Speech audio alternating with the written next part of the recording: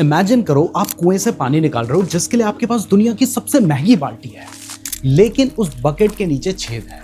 तो फिर आप कितनी भी कोशिश कर लो आप पानी नहीं निकाल पाओगे। तो ऐसे ही ट्रेडिंग में वो जो महंगी सी बकेट है वो आपकी ट्रेडिंग स्ट्रेटजी है जिसमें आप एक्यूरेसी ढूंढते रहते हो, लेकिन जो उस बकेट में छेद है वो है आपका रिस्क मैनेजमेंट। तो अगर आपने इसको ठीक नहीं किया तो फिर कितनी भी कोशिश कर लो आपकी पूरी कैपिटल वाइप आउट हो जाएगी। और आज इस लेक्चर में हम इसको ठीक करने की पूरी कोशिश करेंगे, तो लेक्चर को पूरे ध्यान से देखो।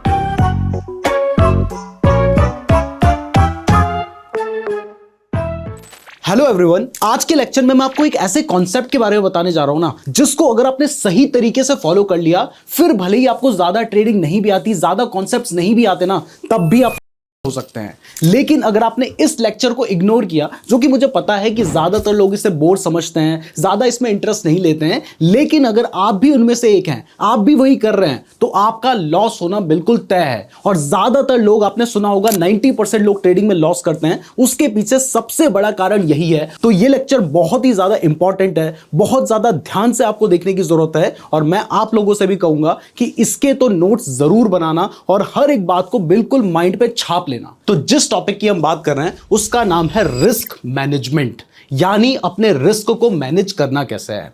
अब ट्रेडिंग में रिस्क मैनेज करना सबसे ज्यादा इंपॉर्टेंट होता है, क्योंकि देखिए आप ट्रेडिंग में अपना पैसा लगा रहे हैं और ट्रेडिंग में सर्टेनिटी किसी चीज की नहीं होती है, वहां पे प्रोबेबिलिटी होती है। और जहां पे भी प्रोबेबिलिटी होगी तो आपको रिस्क मैनेज करके चलना ही होगा। तो अब रिस्क मैनेजमेंट करने के लिए आपको बहुत सारी चीजों का ध्यान देना होगा। इसमें सबसे पहला कॉन्सेप्ट जो आपको समझना है वो है रिस्क पर ट्रेड। लेकिन ये बताने से पहले मैं आपको बता दूं कि ये जो लेक्चर आपके पास आ रहा है ये हमारा एक कंप्लीट फ्री कोर्स यूट्यूब में चल रहा है, जिसका एक पार्ट है, और ये 9th लेक्चर है। ऑलरेडी 8 पार्ट्स हम कवर कर चुके हैं, जिसमें हमने प्राइस एक्शन सिखाया है, स्मार्ट मनी कॉन्सेप्ट सिखाया है, लिक्विडिटी के बारे में सिखाया है। और इसके बाद हमारा लास्ट लेक्चर 21 अप्रैल को ट्यूसडे को आएगा, तो उस लेक्चर को भी बिल्कुल मिस मत कीजिएगा, क्योंकि उसमें हम आपको पूरा एक ट्रेडिंग प्लान देने वाले हैं। वो बहुत ही ज्यादा इंपॉर्टेंट लेक्चर होगा। तो अगर आपने हमारे पिछली वाली वीडियोस नहीं देखी है तो यहां पर आपको प्लेलिस्ट दिखाई दे रही है, आप उस पर क्लिक करके देख सकते हैं, या फिर आप हमारे चैनल के प्लेलिस्ट वाले सेक्शन में जाकर भी देख सकते हैं। तो अब चलिए इस लेक्चर को शुरू करते हैं। लेकिन उससे पहले जो लोग हमारी वीडियो पहले से देखते आ रहे हैं उन्हें पता है कि वीडियो को शुरू करने से पहले आपने वीडियो को लाइक करके अपनी अटेंडेंस जरूर मार्क कर देनी है, और साथ ही इस बार आपने कमेंट करके बताना है, एक तो आप कहां से इस लेक्चर को देख रहे हो, दूसरा आपकी एज क्या है, आप करते क्या हो, और क्या आपने इससे पहले ट्रेडिंग की है, अगर की है तो कितनी कैपिटल से की थी, लॉस हुआ था, प्रॉफिट हुआ था, ये सब कुछ अपने बारे में लिखना। इसके अलावा अगर आपको ये पीडीएफ चाहिए तो इसके लिए कमेंट कीजिएगा। अगर आप लोगों के अच्छे खासे कमेंट आएंगे तो हम इस पीडीएफ को आपको प्रोवाइड करने के बारे में सोचेंगे, इसके लिए कमेंट जरूर कीजिएगा। अब चलिए हम सबसे पहला कॉन्सेप्ट जो रिस्क मैनेजमेंट में आपके लिए समझना जरूरी है वो है रिस्क पर ट्रेड, और इसके बारे में जानते हैं। देखिए नाम से ही आपको समझ आ रहा है कि रिस्क पर ट्रेड का मतलब होता है कि एक ट्रेड में आप कितना रिस्क लेंगे, यानी कितना रिस्क आपको लेना चाहिए। अब मान लो कि आप कोई भी रिस्क मैनेजमेंट का ध्यान नहीं रखते हो, जितना मन आया उतना स्टॉप लॉस लगा दिया, जितना मन आया उतना टारगेट लगा लिया, और ऐसे में हो सकता है आपका जो स्टॉप लॉस है वो 30% का है। तो अगर मान लो आपके लगातार 3 स्टॉप लॉस हिट हो गए, आपकी तो पूरी कैपिटल वाइप आउट हो जाएगी ना, फिर चाहे वो 1 लाख की कैपिटल हो या 1 करोड़ रुपए की। अगर 1 करोड़ का भी 30% आपका स्टॉप लॉस हुआ तो 3 ट्रेड में सब कुछ खत्म हो जाना है। इसलिए रिस्क मैनेजमेंट बहुत ज्यादा जरूरी होता है, और रिस्क पर ट्रेड का ध्यान रखना भी बहुत ज्यादा जरूरी होता है। अब एक एग्जांपल लेते हैं इसको समझने के लिए। अगर मान लो आपका जो रिस्क पर ट्रेड है वो 1% ऑफ योर इनिशियल कैपिटल है, यानी आपकी कैपिटल 1 लाख रुपए है, एग्जाम्पल के लिए मान के चल रहे हैं, और आपका जो रिस्क पर ट्रेड है वो 1% का है। तो ऐसे में आपका जो स्टॉप लॉस होगा वो 1000 रुपए का होगा, है ना।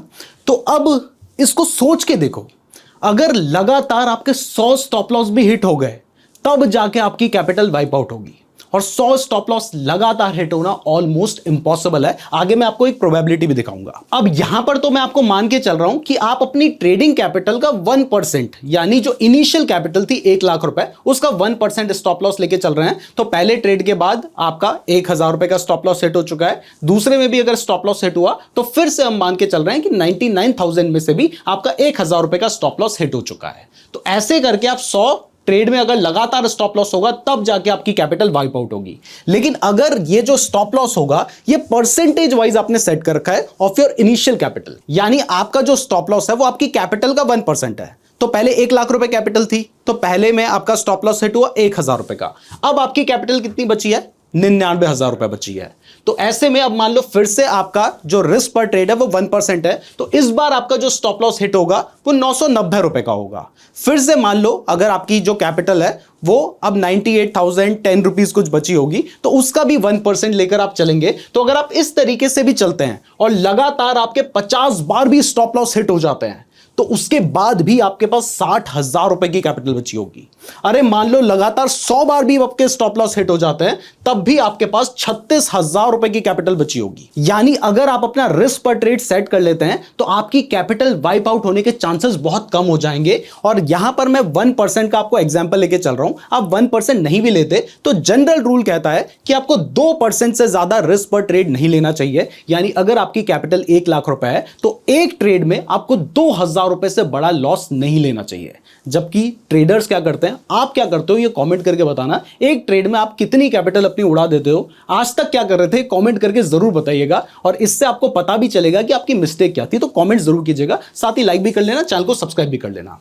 तो ये तो जनरल रूल है कि अगर आपकी कैपिटल 1 लाख रुपए है तो 2,000 रुपए से बड़ा तो स्टॉप लॉस होना ही नहीं चाहिए। तो ऐसे में भी अगर लगातार 50 आपके स्टॉप लॉस हिट हो जाते हैं, तब जाके आपकी कैपिटल वाइप आउट होगी। अब यहां पर मैं आपको मान लेता हूं कि आप क्रिप्टो में ट्रेड कर रहे हैं, तो क्रिप्टो थोड़ा ज्यादा रिस्की होता है, वहां पर प्राइसेस ऊपर नीचे बहुत ज्यादा होती हैं, ऊपर से आपको लेवरेज भी मिल जाता है। तो ऐसे में भी अगर आप अपनी कैपिटल का 3% यानी 1 लाख रुपए कैपिटल है और एक ट्रेड में 3,000 रुपए का भी आप लेके चलते हैं कि 3,000 रुपए से ज्यादा तो मेरा लॉस होना ही नहीं चाहिए, तो इस केस में भी 33 स्टॉप लॉस लगातार लगेंगे आपकी कैपिटल को वाइप आउट करने के लिए।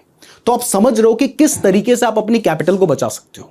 यानी अगर आप इस तरीके से चलेंगे तो कैपिटल वाइप आउट होने के जो चांसेस हैं वो बहुत कम हो जाएंगे। और यहां पर मैं आपको अब प्रोबेबिलिटी समझाता हूं।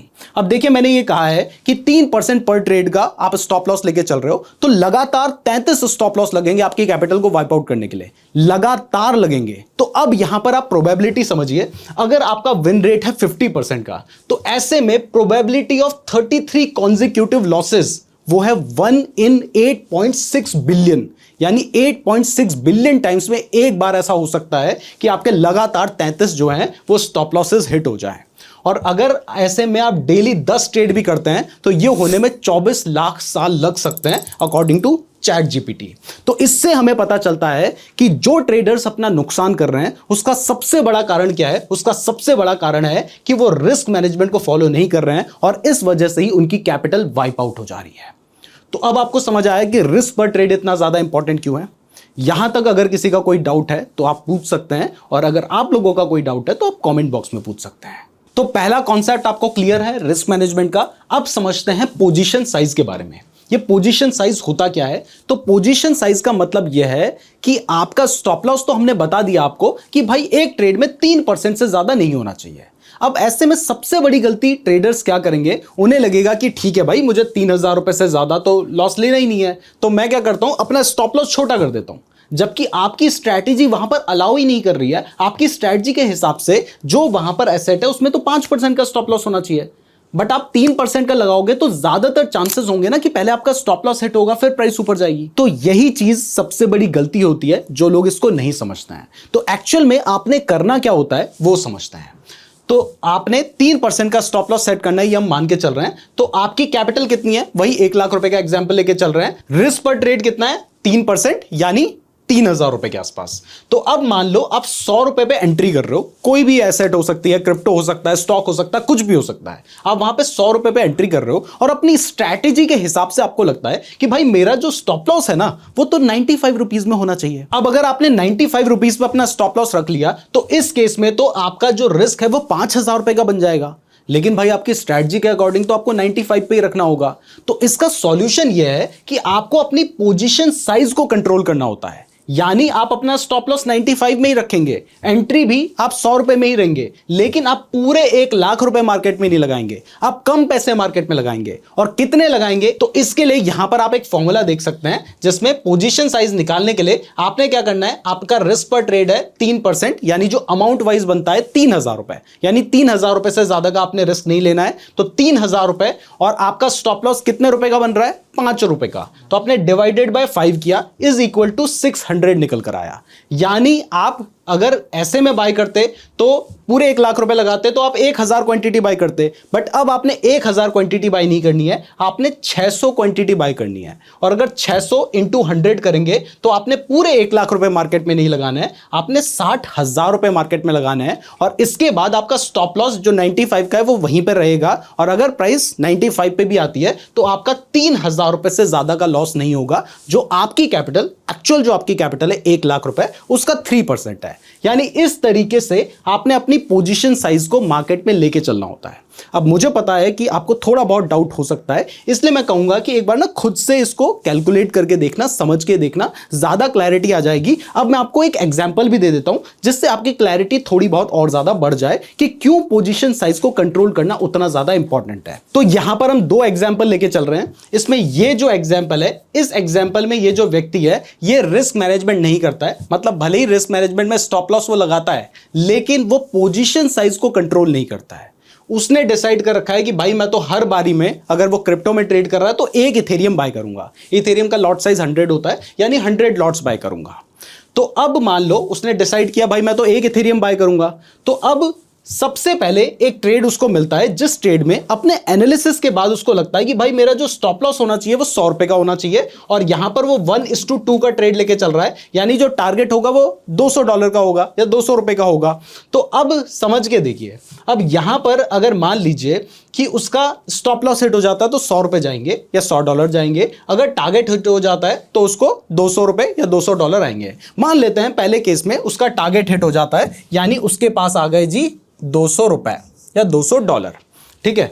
दूसरे एग्जाम्पल में भी सेम है, उसने तो डिसाइड कर रखा है वो एक इथेरियम में बाय करेगा, और उसके एनालिसिस के अकॉर्डिंग उसको लगता है कि भाई मेरा जो स्टॉप लॉस है वो $100 का होना चाहिए, और टारगेट अगेन 1:2 का उसकी स्ट्रैटेजी के हिसाब से उसको लगता है। तो यहां पर भी वो सेम लेके चलता है, और इस बार भी उसका टारगेट हिट हो जाता है, यानी फिर से वो कमा लेता है 200 रुपए या $200।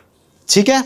बट इसके बाद तीसरी बार क्या होता है, उसको अपनी स्ट्रैटेजी के अकॉर्डिंग लगता है कि भाई मेरा जो स्टॉप लॉस है ना वो इस बार तो $500 का होना चाहिए, यानी अगर मैं उससे छोटा स्टॉप लॉस रखूंगा तो फिर मेरे को नुकसान हो सकता है।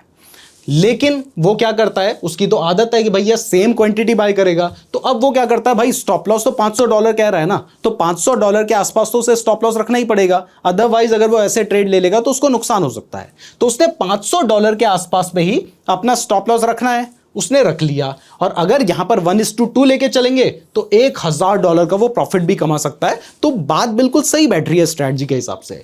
तो अब क्या करता है, वो वापस से एक लॉट बाय कर लेता है। ठीक है। अब जब उसने एक लॉट बाय कर लिया तो इस जगह पे क्या होता है, उसका स्टॉप लॉस हिट हो जाता है। अब इस बार जो उसका स्टॉप लॉस हिट होता है वो कितने का है, $500 का है। तो यहां पर आप ध्यान से देखो हुआ क्या, उसने 3 ट्रेड लिए, 3 में से 2 ट्रेड में वो सही था, यानी 2 ट्रेड में प्रॉफिट हिट हुआ। मतलब उसका विन रेट अगर आप देखोगे तो 66% का है। बट उसके बावजूद 2 ट्रेड में उसने कमाए $400, एक ट्रेड में उसने डुबा दिए $500, यानी ओवरऑल उससे $100 का नुकसान हो गया, क्योंकि उसने अपनी पोजीशन साइज को कंट्रोल नहीं किया। उसने देखा जितना स्टॉप लॉस बनता है उतना उस ट्रेड के हिसाब से लगा रहा है। तो यह था वो व्यक्ति जिसने रिस्क मैनेजमेंट नहीं किया। अब एक दूसरा व्यक्ति है जिसने रिस्क मैनेजमेंट किया है, जो रिस्क मैनेजमेंट को समझता है, जो हमारे लेक्चर को बहुत ज्यादा ध्यान से देख रहा है आपकी तरह, तो इसके लिए लाइक भी जरूर कर देना। तो अब देखिए, इसने डिसाइड किया है कि नहीं भाई, मेरे को मतलब नहीं है कि मैं कितना लॉट बाय कर रहा हूं, मेरे को मतलब है कि मैं अपनी कैपिटल का सिर्फ 1% रिस्क लूंगा। देखिए, आप 3% भी ले सकते हैं, मुझे आपको समझाना था इसलिए मैंने 1% का एग्जाम्पल लिया है ताकि समझाना हमारे लिए आसान हो जाए। ठीक है। तो अब देखिए, यहां पर उसने देखा कि भाई मेरी कैपिटल का 1% कितना है, $10,000 की उसकी कैपिटल है, तो उसका 1% हो गया जी $100 या $100 हो गए।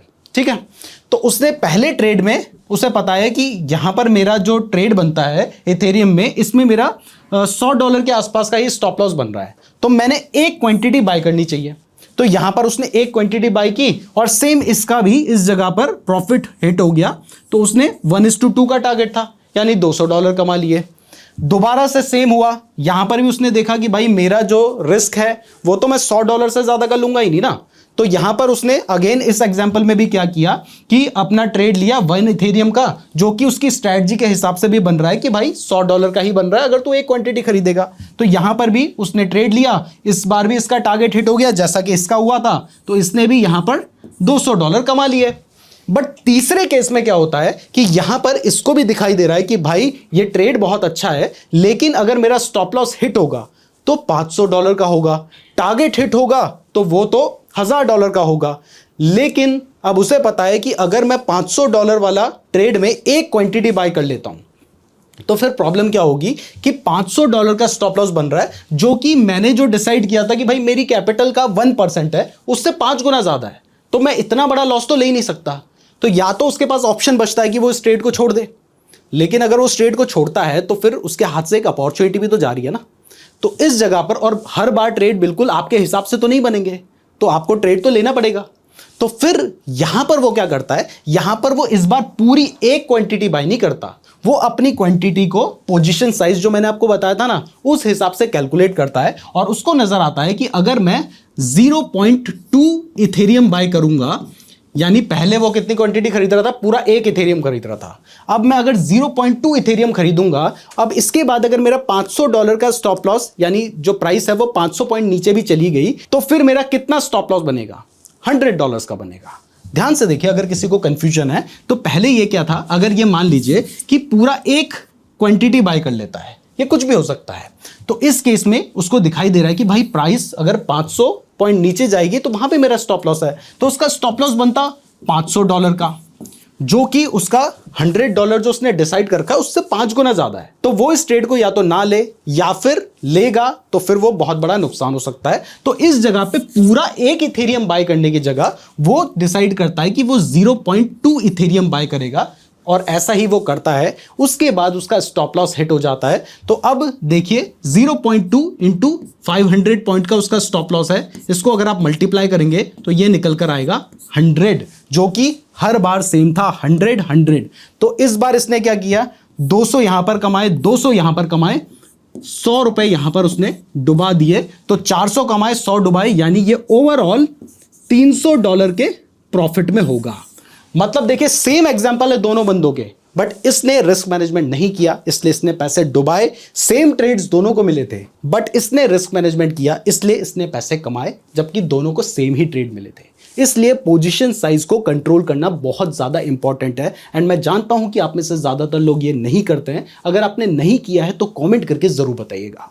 अब चलिए, ये आपको क्लियर हो चुका है। अगर यहां पर कोई डाउट है तो आप पूछ सकते हो। तो हमारी टीम का तो कोई डाउट नहीं है, आपका कोई डाउट है तो आप कमेंट में पूछ सकते हैं। अब चलिए हमारा जो नेक्स्ट कॉन्सेप्ट है उसको समझते हैं, और वो है स्टॉप लॉस एंड टारगेट। अब स्टॉप लॉस एंड टारगेट वैसे तो आपको पता ही है, इतनी बार हम हमारी वीडियोस में डिस्कस कर चुके हैं, लेकिन स्टॉप लॉस एंड टारगेट अच्छे तरीके से लगाना कैसे है ये थोड़ा सा मैं आपको चार्ट पे दिखा देता हूं। तो स्टॉप लॉस एंड टारगेट को समझने के लिए हम सीधा चलते हैं डेल्टा एक्सचेंज के प्लेटफॉर्म पे। अगर आप क्रिप्टो में ट्रेड करते हैं तो आपको पता है कि डेल्टा एक्सचेंज बेस्ट प्लेटफॉर्म है, और अगर आपके पास डेल्टा एक्सचेंज का अकाउंट नहीं है तो डिस्क्रिप्शन में लिंक दिया है, हमारे लिंक से अकाउंट ओपन करने पर आपको हमारी तरफ से अधीरा एआई का 2000 रुपए का सब्सक्रिप्शन बिल्कुल फ्री में मिलता है। उसके लिए नीचे मैंने आपको एक गूगल फॉर्म का लिंक दे रखा है, उस फॉर्म को भी जरूर फिल कर लीजिएगा, बट हमारे लिंक के थ्रू अकाउंट ओपन करने के बाद ही कीजिएगा। जिन्हें नहीं पता अधीरा एआई किस तरीके से काम करता है, उन्हें मैं बता दूं कि अधीरा एआई का यूज करके आप सिर्फ एक क्लिक पे किसी भी चार्ट का एनालिसिस कर सकते हैं। यानी यहां पर ही आपको बता सकता है कि कौन सा उसमें सपोर्ट है, रेजिस्टेंस है, चार्ट पैटर्न कौन सा बन रहा है, और उस हिसाब से आपको बाय करना चाहिए या फिर सेल करना चाहिए। देखिए जब तक मैं आपको बता रहा था उतनी देर में एनालिसिस हो भी चुका है। इसने प्राइस बिल्कुल एग्जैक्ट पकड़ी है, जो अभी प्राइस चल रही है। इसके बाद उसका जो एनालिसिस है वो आपको दिखाई दे रहा है, चार्ट पैटर्न कौन सा बन रहा है ये भी आपको बता रहा है, सपोर्ट कहां पे होगा, रेजिस्टेंस कहां पे होगा, और इसके अलावा एडिशनल एनालिसिस भी आपको देखने को मिल रहा है।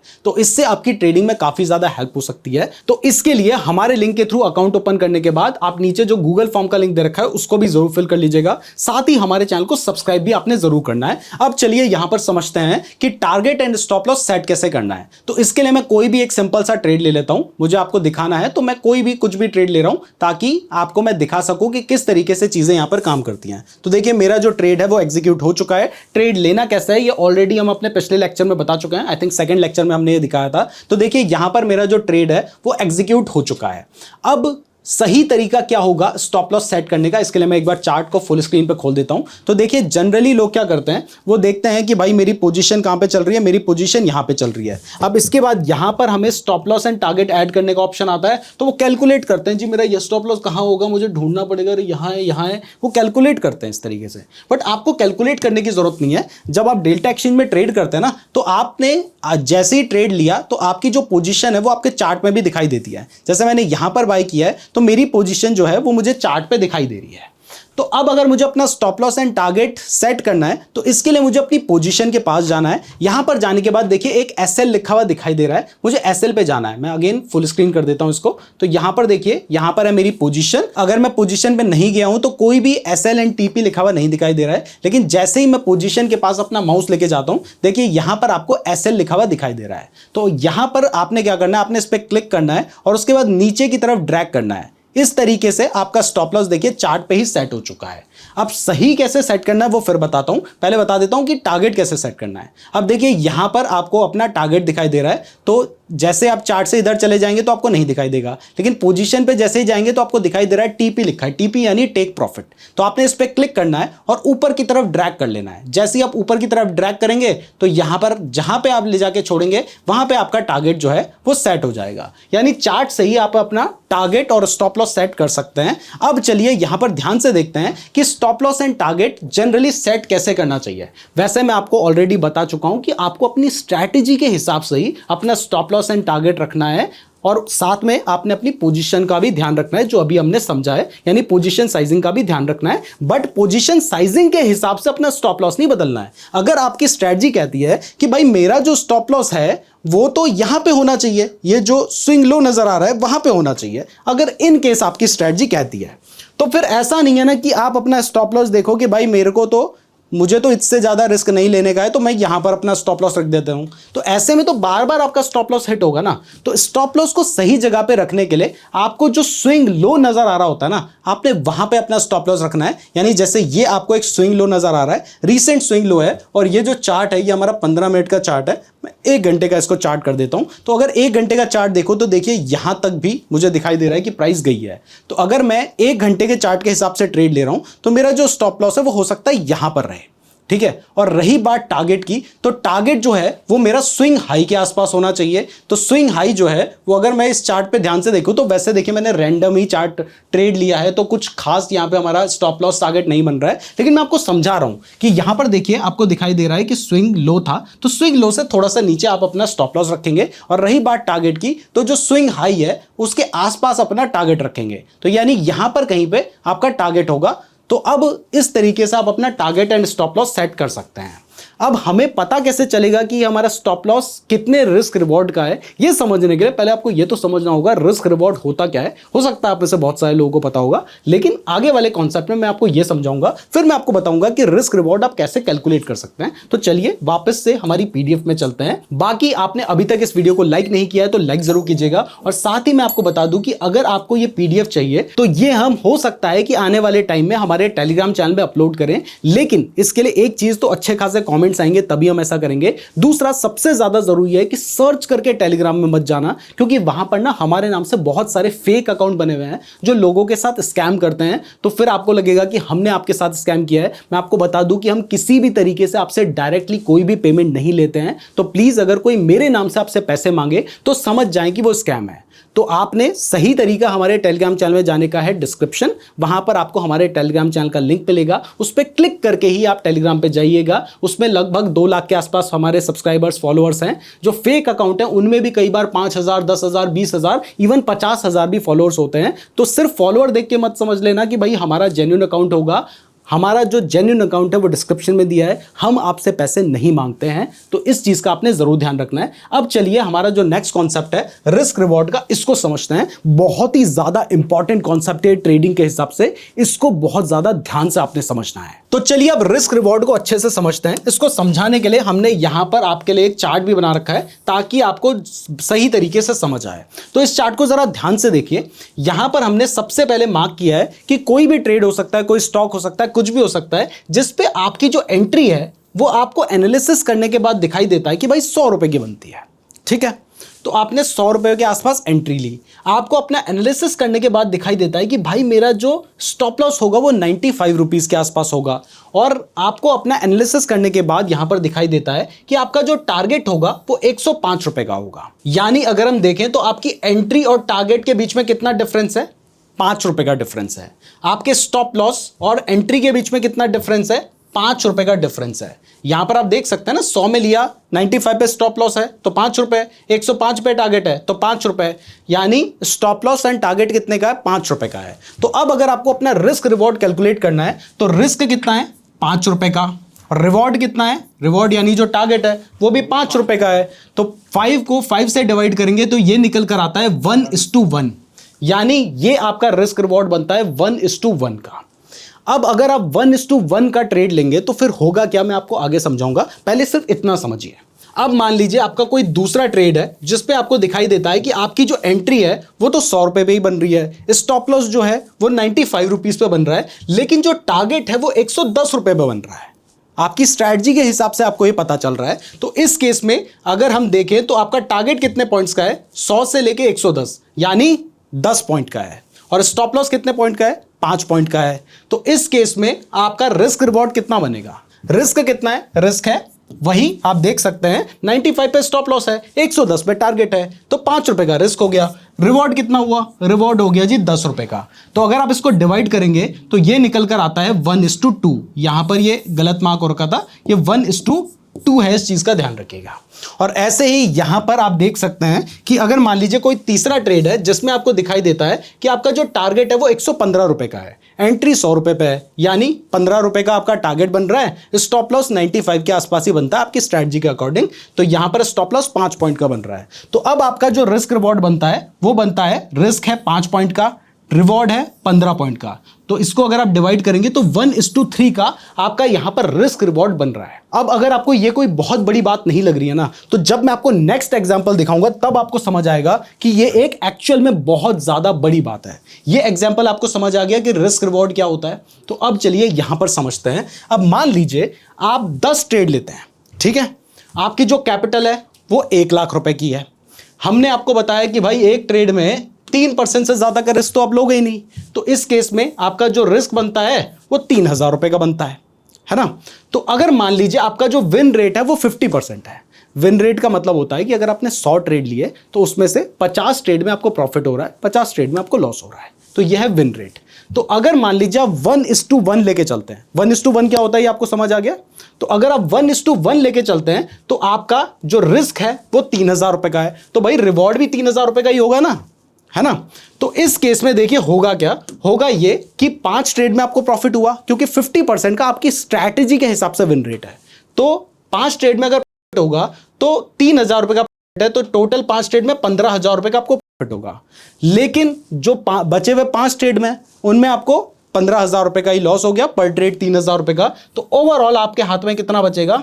0, 0, यानी कुछ भी नहीं। इवन आप कुछ ना कुछ ब्रोकरेज पे करेंगे, जिसके बाद तो ओवरऑल आप लॉस में होंगे। तो ये तब है जब आपका विन रेट है 50%, यानी 10 में से 5 बार आपकी स्ट्रैटेजी काम कर रही है, जो कि अच्छी बात है। लेकिन आपका यहां पर रिस्क रिवॉर्ड था 1:1 का, मतलब आपने 100 रुपए में खरीदा था, 95 पे मान लो स्टॉप लॉस था, तो 105 पे आपका टारगेट था। यह आपकी स्ट्रैटेजी के हिसाब से बन रहा होना चाहिए, ठीक है। तो अब ये एग्जांपल था जब आप 1:1 लेके चल रहे हैं। लेकिन अगर आप 1:2 लेके चल रहे होते, यानी आप ऐसे ही ट्रेड को ले रहे होते जहां पर आपको अपनी स्ट्रैटेजी के हिसाब से दिखाई देता है कि भाई मेरा जो टारगेट है वो 1:2 का बनेगा। अगर आप ऐसे लेके चल रहे होते तो विन रेट तो भाई 50% ही है, यानी हम मान के चल रहे हैं कि 10 में से 5 ट्रेड में प्रॉफिट होगा, 5 में लॉस होगा। तो इस केस में देखिए जो 5 ट्रेड में आपको प्रॉफिट हो रहा है वो अब 6,000 रुपए का प्रॉफिट है, 1:2 का प्रॉफिट है। तो इस केस में आपको कितना होगा? 30,000 रुपए का। और कितना लॉस होगा? 15,000 रुपए का। यानी ओवरऑल आप 15,000 रुपए के प्रॉफिट में होंगे। ये चेंज किससे आया? क्योंकि आपने सिर्फ वही ट्रेड लिए जहां पर आपका रिस्क रिवॉर्ड जो है वो 1:2 का बन रहा है। अब अगर मान लीजिए आपको दिखाई देता है कि आप सिर्फ ऐसे ही ट्रेड ले रहे हैं जहां पर 1:3 है, यानी मैंने आपको एग्जांपल दिखाया था 100 रुपए में एंट्री है, 95 में स्टॉप लॉस है, बट 115 रुपए का टारगेट है। तो यहां पर 15 रुपए का डिफरेंस है ना, और यहां पर 5 रुपए का आपका स्टॉप लॉस बन रहा है। तो ऐसे में लॉस होगा तो 5 रुपए जाएंगे, आएगा तो 15 रुपए आएंगे। तो ये जो ट्रेड बनता है इसको हम कहते हैं 1:3। अब इस केस में क्या होगा कि अगर मान लो आपने 10 ट्रेड लिए तो विन रेट तो 50% का ही है। तो अब देखिए होगा क्या कि आपका जो रिवॉर्ड होगा वो होगा 9,000 रुपए का, जबकि जो स्टॉप लॉस होगा वो वही 3,000 रुपए का होगा। तो 5 ट्रेड में आपने 9,000 का किया, यानी 45,000 रुपए का, और 5 ट्रेड में आपने 15,000 रुपए का लॉस किया, यानी ओवरऑल आप 30,000 रुपए के होंगे, जो कि आपकी कैपिटल के हिसाब से एक अच्छा खासा है।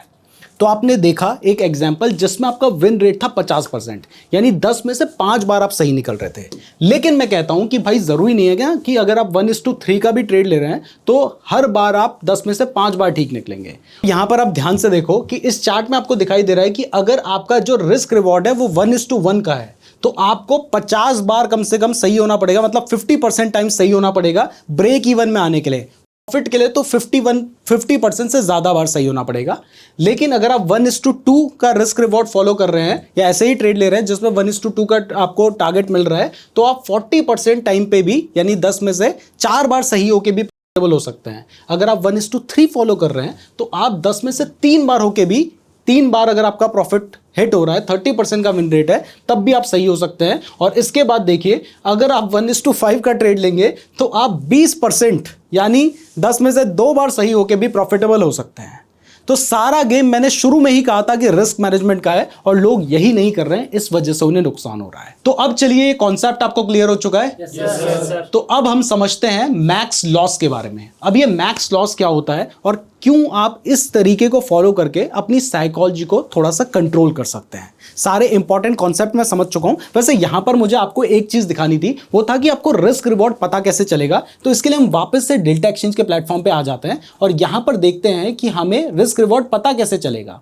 तो इसके लिए मैं वापस से चार्ट को फुल स्क्रीन पे खोल देता हूं। तो इसके लिए देखिए यहां पर एक टूल होता है, जैसे आप इस पर क्लिक करेंगे तो आपको दिखाई देगा कि एक टूल है यहाँ पे, वो है अगर मान लीजिए आप बाय करने की पोजीशन ले रहे हैं तो लॉन्ग पोजीशन का आपको टूल मिलता है। आप इस पे जाइए, अपनी स्ट्रैटेजी के हिसाब से देखिए हमने एंट्री ली है यहाँ पर, तो हमने बाय करने की एंट्री ली है, इसने मैंने लॉन्ग पोजीशन वाला टूल सेलेक्ट किया है। अब मेरा जो स्टॉप लॉस है वो हमारी स्ट्रैटेजी के हिसाब से, वैसे तो ये रैंडम ट्रेड था, मुझे आपको दिखाना है इसलिए मैं बोल रहा हूं, तो यहां पर बनता है करीब करीब यहां पर, और टारगेट हमारा कहां पे बन रहा है ये आपको दिखाई दे रहा है यहां पर। तो हमें ये जो टारगेट है इसको यहां पर लेके जाना है, और जैसे ही आप इस पे लेके जाते हैं तो आप यहां पर देख सकते हैं कि मेरा जो रिस्क रिवॉर्ड है, मैं इसको थोड़ा सा जूम कर लेता हूं ताकि इजीली हमें नजर आ जाए। तो ये जो रिस्क रिवॉर्ड है ये 1:2.1 लिखा है ना, इसका मतलब 1:2 का ये रिस्क रिवॉर्ड है, या इवन उससे थोड़ा सा ज्यादा ही है। तो इस तरीके से आप बाय करने वाली पोजीशन में अपना जो रिस्क रिवॉर्ड है वो देख सकते हैं। और अगर शॉर्ट पोजीशन में आपने अपना रिस्क रिवॉर्ड कैलकुलेट करना है तो यहां पर शॉर्ट वाला ऑप्शन आता है, आप इस पर क्लिक करेंगे,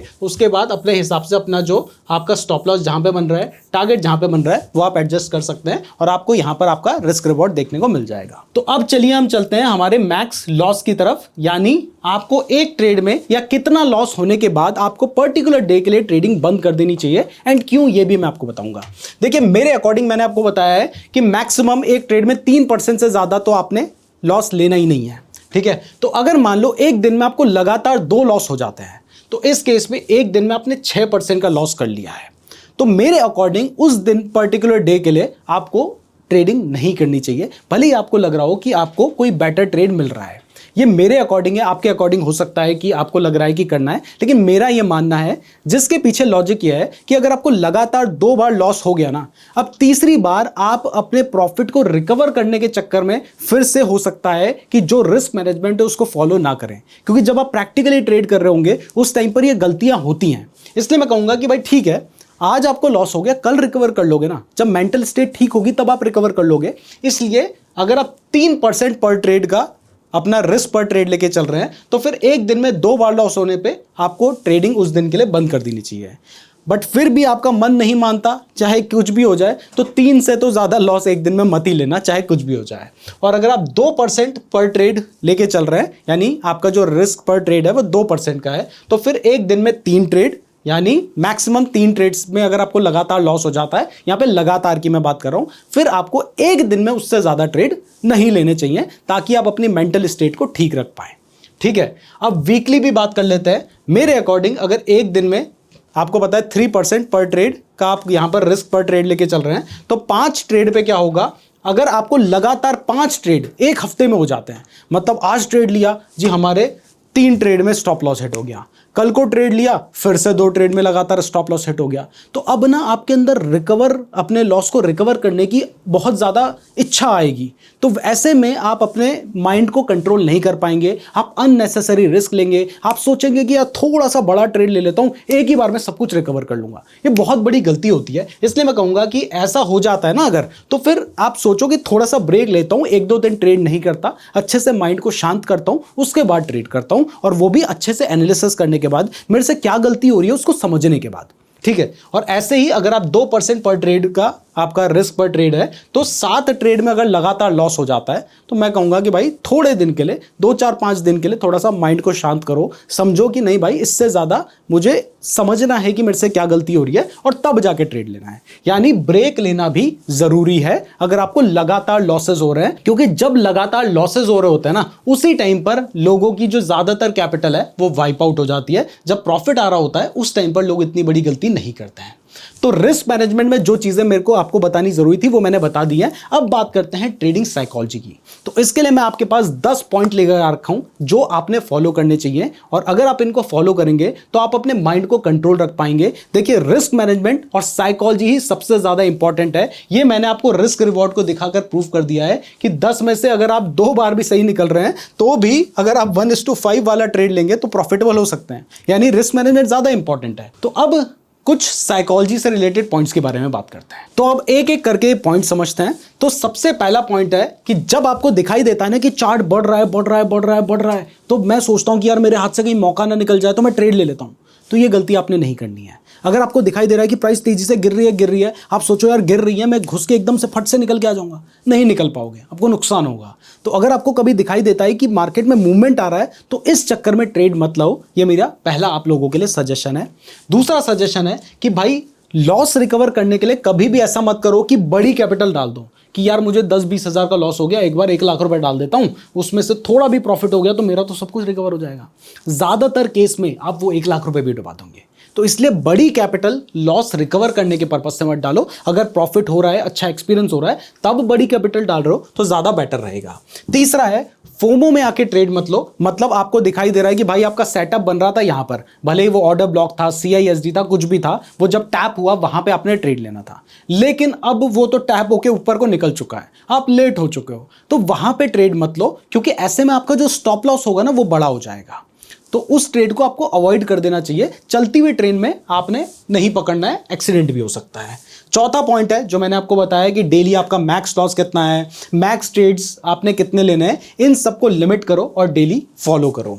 फिफ्थ पॉइंट है कि देखिए, लॉस होने से अगर आपको टेंशन हो जाती है, अगर आप डिप्रेशन में आ जाते हैं, तो मैं आपको कहूंगा कि भाई ट्रेडिंग आपके लिए नहीं है। आपको कोई और भी तो काम है, बहुत तरीके हैं पैसे कमाने के, आपको ट्रेडिंग करने की जरूरत नहीं है अगर आप बहुत ज्यादा परेशान हो जाते हो, डिप्रेशन में चले जाते हो। क्योंकि ट्रेडिंग में देखिए लॉस भी होगा, प्रॉफिट भी होगा। आपका मेन गोल होना चाहिए कि मुझे छोटा लॉस हो, बड़ा प्रॉफिट हो, क्योंकि अगर छोटा लॉस होगा, बड़ा प्रॉफिट होगा, तो ओवरऑल प्रॉफिट में आ जाओगे ना। और उसके लिए मैंने बताया रिस्क रिवॉर्ड आपने समझा ही है। तो 5 पॉइंट आपको समझ आ गए। ये सारी आपकी साइकोलॉजी के लिए मैं आपको बता रहा हूं, इनको अच्छे से ध्यान से सुनो। एक बार कहूंगा रिपीट करके सुनो, जो लोग वीडियो में देख रहे हैं, और आप लोग चाहो तो बाद में वीडियो भी देखोगे तो आपको पता चल जाएगा। अब 6 पॉइंट है कि जब भी किसी पर्टिकुलर डे में आपको प्रॉफिट हो जाता है, अच्छा प्रॉफिट हो जाता है, तो उस दिन ना लालच में आकर और ट्रेड मत करो कि यार एक ही दिन में मैं कमा के बड़ा प्रॉफिट निकाल लूंगा, क्योंकि एक दिन में आप अमीर नहीं हो जाओगे। लेकिन अगर आपने उस दिन बड़ी गलती कर दी तो फिर हो सकता है कि एक दिन में आप अपनी सारी कैपिटल वाइप आउट कर लो। तो एक ही दिन में आपने ज़्यादा पैसा कमाने के चक्कर में प्रॉफिट हो गया ना, तो उस दिन एंजॉय करो। ठीक है। नेक्स्ट पॉइंट है कि कई बार मेरे साथ खुद भी होता है, मैं बोर हो रहा होता हूं तो सोचता हूं यार ट्रेड ले लेता हूं, कुछ सेटअप नहीं बन रहा, कुछ नहीं बन रहा है, लेकिन घुस जाते हैं लोग। कभी कभार हो जाता है ऐसा हमसे भी। तो मैं आपको भी कहूंगा कि अगर 2-4 दिन कोई सेटअप नहीं बन रहा तो जबरदस्ती ट्रेड लेने की जरूरत नहीं है। 2-4 दिन नहीं भी ट्रेड मिलता तो कोई बात नहीं, चलता है, छोड़ सकते हो आप, 2-4 दिन एनालिसिस करते रहो, किसी और काम में ध्यान दो, जब सेटअप बनेगा तभी आपको ट्रेड लेना है। इसके बाद देखिए सबसे ज्यादा इंपॉर्टेंट है, हमेशा कहता हूं कभी भी लोन लेकर ट्रेडिंग मत करो। कोई भी अगर आपके जरूरत के पैसे हैं, घर वालों ने ट्यूशन के पैसे दे रखे हैं, या फिर आपकी पेंशन आती है आप उस पैसे को ही लगा देते हैं, या फिर आप बहुत मेहनत से पैसे कमा रहे हैं, उससे आपका घर चलना है और वो पैसे आप ट्रेडिंग में लगा दोगे ना, तो आप अपने इमोशंस को कंट्रोल में नहीं रख पाओगे। आपको जैसे ही लॉस होता हुआ दिखाई देगा आप सोचोगे कि यार अगर ये लॉस हो गया तो मैं ट्यूशन की फीस कैसे भरूंगा, अगर ये लॉस हो गया तो भाई मेरे घर में खाना कैसे आएगा। तो अगर आपकी ऐसी स्थिति है तो मैं कहूंगा कि भाई पहले पैसे कमाना शुरू करो। अच्छे पैसे कमाने के लिए और तरीके हैं, यहां पर तब आओ जब आपके अंदर रिस्क लेने की कैपेसिटी हो, और किसी भी हाल में कभी भी लोन लेकर ट्रेडिंग प्लीज मत करना। अब इसके बाद नेक्स्ट पॉइंट है कि देखिए पहले से ही आपने अपना stop loss and target decide कर लेना है और उसको अच्छे से फॉलो करना है। और 10वां सबसे ज्यादा इंपॉर्टेंट है कि जब तक आप अपनी गलती से नहीं सीखोगे वो गलतियां बार बार रिपीट होंगी, और गलती से सीखने के लिए आपको गलती पता होनी चाहिए। और गलती तभी पता होगी जब आपने ट्रेड लिया, आपको पता चला अरे मेरा स्टॉप लॉस हिट हो गया, तो क्यों स्टॉप लॉस हिट हुआ था, अच्छा मैंने ये गलती करी थी। आप एनालाइज करो और जो आपने एनालिसिस किया है उसको आप नोट करोगे किसी नोटबुक में, तो फिर आपको पता होगा कि अच्छा पहली बार मैंने ये गलती की थी, दूसरी बार मैंने ये गलती की थी, तो उसको आपने नोट करना है। जब आप नोट करोगे आपको अपनी गलती पता होगी, तो वो गलतियां बार बार रिपीट नहीं होंगी और सेम गलती आपको बहुत ज्यादा महंगी नहीं पड़ेगी। एक गलती से एक बार लॉस किया, उससे सीख लिया। तो इसलिए आपको एक ट्रेडिंग जर्नल भी मेंटेन करनी चाहिए। इवन मेरा आप लोगों से एक रिक्वेस्ट है, और वो ये है कि जो लोग भी इस वीडियो को देख रहे हैं वो अब यहां पर अपनी एक ट्रेडिंग की गलती नोट करें, ताकि बाकी लोगों को भी आपकी गलती पता चले, वो भी आपकी गलती से सीख पाएं। और सभी लोगों से कहूंगा कि सब जिन्होंने ट्रेडिंग की है उन्होंने क्या गलती की थी ये कमेंट करके जरूर बताइएगा। तो इसी के साथ इस लेक्चर को एंड करते हैं। मैं उम्मीद करता हूं कि आपको ये लेक्चर पसंद आया होगा। डेल्टा एक्सचेंज का लिंक आपको डिस्क्रिप्शन पे दे रखा है, गूगल फॉर्म का लिंक डिस्क्रिप्शन पे दे रखा है। अगर आप ये पूरी प्लेलिस्ट देखना चाहते हैं तो आप यहां पर क्लिक करके देख सकते हैं, और नेक्स्ट वीडियो जब आ जाएगी तब आप यहां पर क्लिक करके देख पाएंगे। धन्यवाद।